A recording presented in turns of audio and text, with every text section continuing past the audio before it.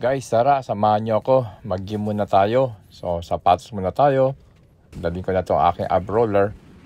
Okay, punta na tayo ng gym. Pero bago tayo pumunta ng gym, guys, lakad-lakad muna tayo sa mga stairs.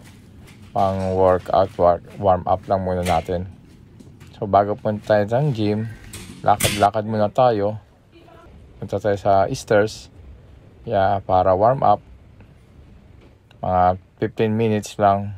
Tapos diretso na tayo ng gym. Wow, wala masyadong tao. Ayos to.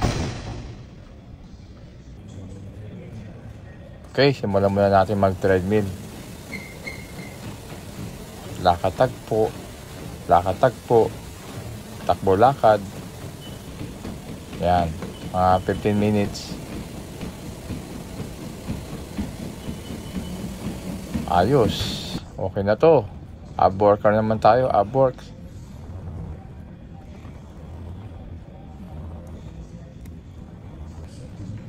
Okay, 15 minutes lang. Tapos mga weights naman tayo. Ay mga 15 minutes lang din. Tapos nyan, bike muna tayo. 10 minutes. Boxing.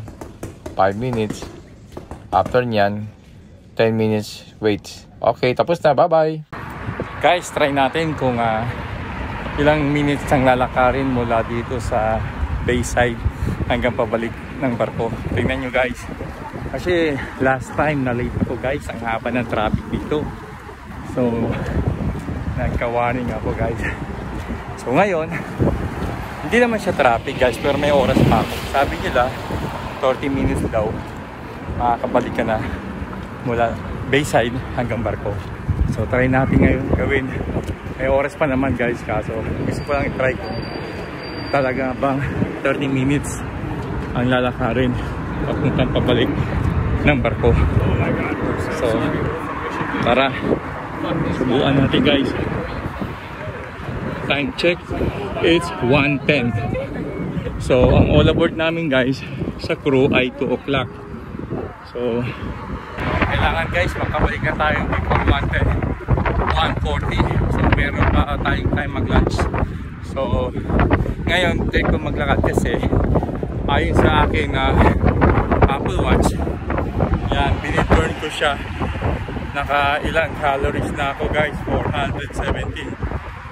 So tama lang ito na naglakad tayo para ma-burn ang fats, para magkaroon tayo ng 6-pack. Okay? Alright. So ngayon, nandito na kami sa ibabaw ng bridge. Nakikita ko na yung barko namin.